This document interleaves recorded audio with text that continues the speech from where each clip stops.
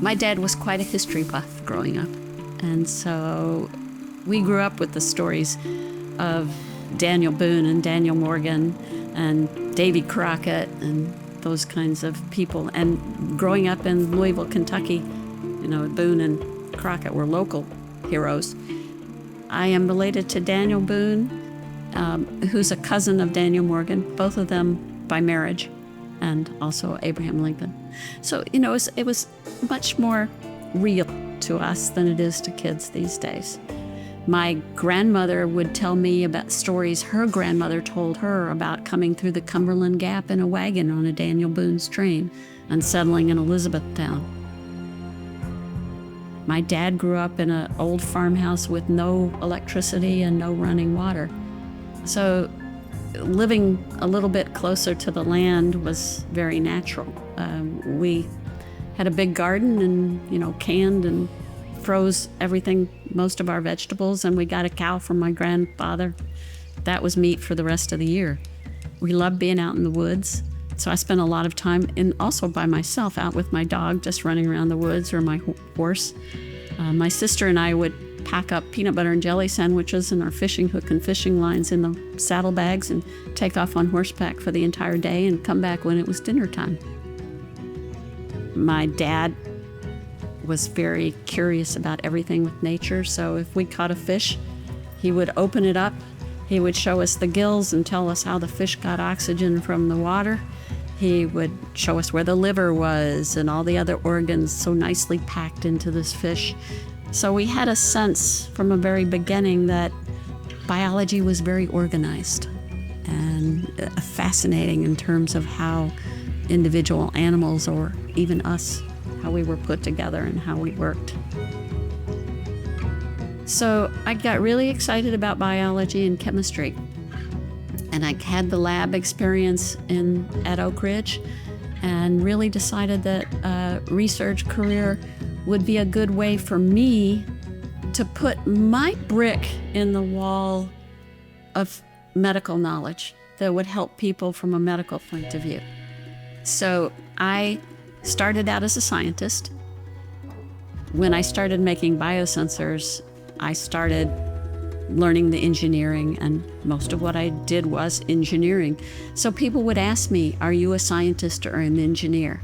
And I never quite knew what to say, because I was definitely both.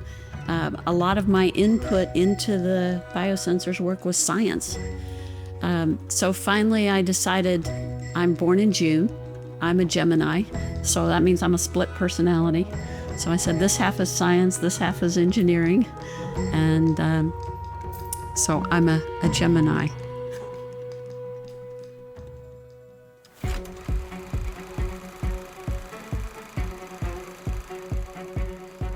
I guess I'm a little bit of an adrenaline junkie, maybe. I love doing things I've never done before. I have a low tolerance for boredom. So that's a good way to try something different. And doing it in my personal life, it clearly passed over to my professional life. I was very happy to try things I never tried before. It wasn't a matter of being the best in anything. It was a matter of trying different things. And I got a lot of fulfillment out of that. But probably the most scary thing I did was to get married. Right? That's your biggest risk taking in your life.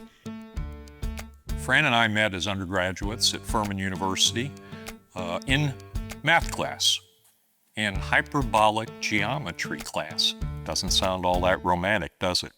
One of the other guys in the class was tutoring me and helping me, and George kind of horned in on the last tutoring session because he wanted to help too. Most of the guys I had been dating were guys from the freshman football team. I was pretty bored. But he saw me walking in with one of my chemistry friends to the student center right before Christmas. And we'd just been out to a movie, and this was a really nice guy, but nerdy, very nerdy. And so George decided if she'll go out with him, she'll go out with anybody. My side of the story is somewhat different. I believe that Fran had a plan.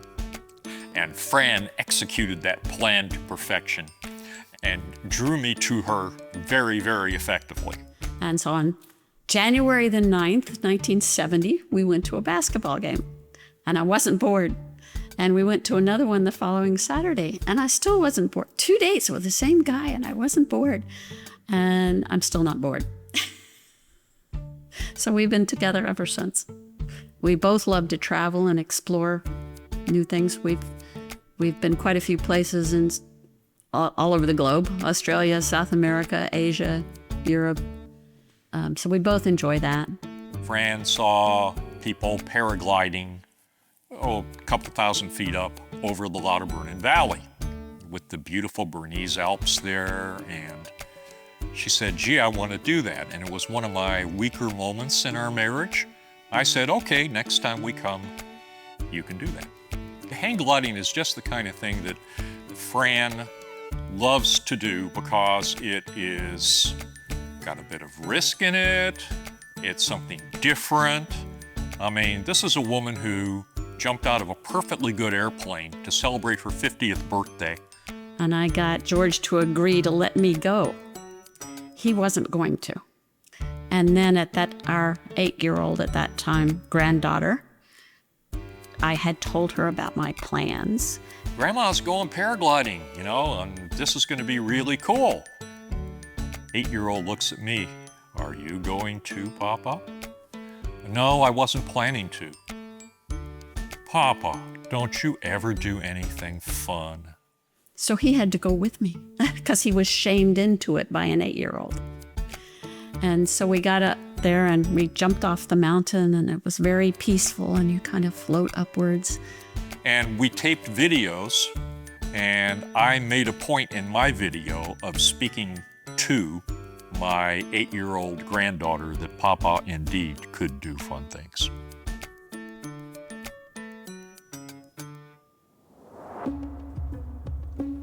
Serendipity happens in the cracks between the disciplines. That's where you can find creative new ideas, when you mix ideas from two different disciplines. And I was stirring the pot with every discipline of science and engineering that exists, pretty much. So it was easy for serendipity to occur.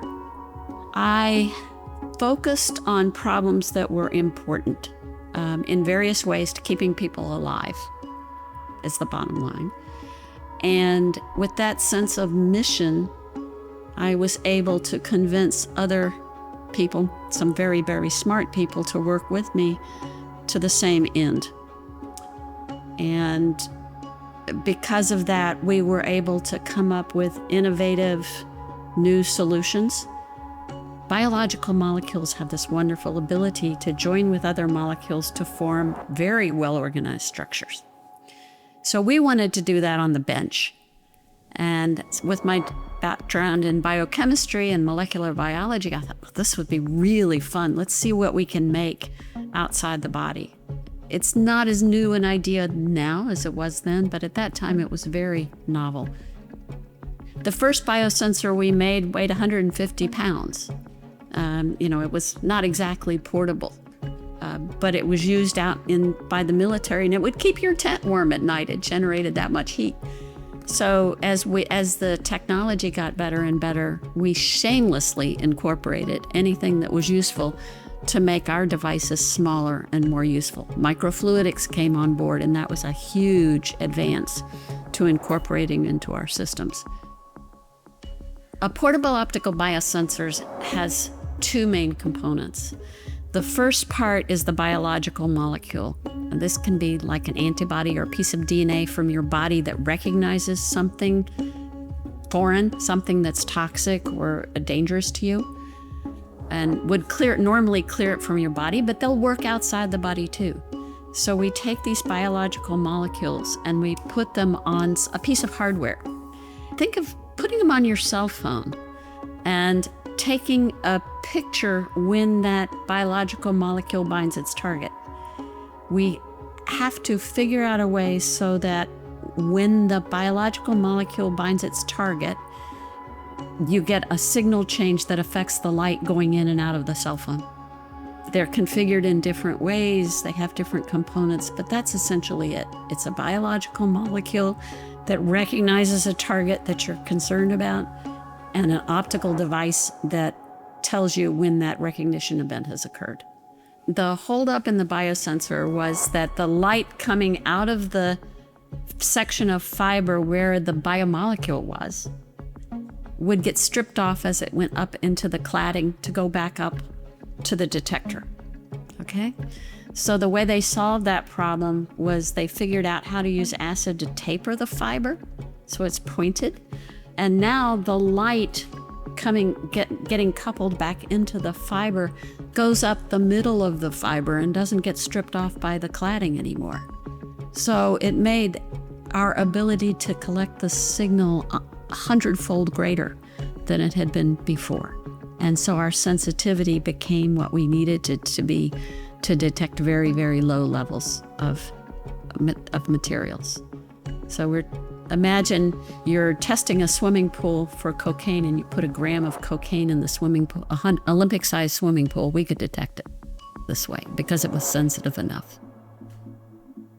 There are 3 different families of biosensors. The fiber optic sensor was the first.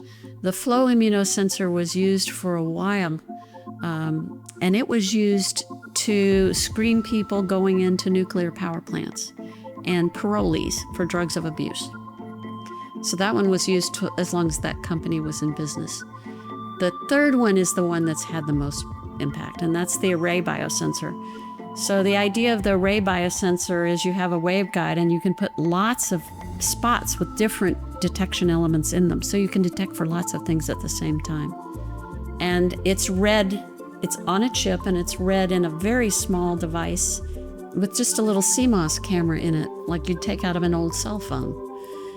So that one was used on 2,700 new mothers in Africa to tell whether they had AIDS, syphilis, or hepatitis, and to give them the right treatment so that to save them and their babies. So that made a difference there.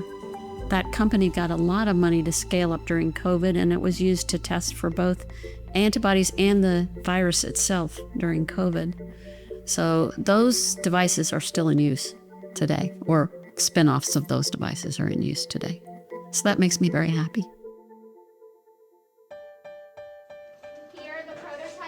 Hands-on experience, whether it's taking a fish apart or cooking or doing a laboratory experiments with your own hands, was really important to me. Camp Invention has been absolutely amazing. It's really fun seeing how the creative group at the National Inventors Hall of Fame uses what the different inventors have done to come up with these modules that children can relate to.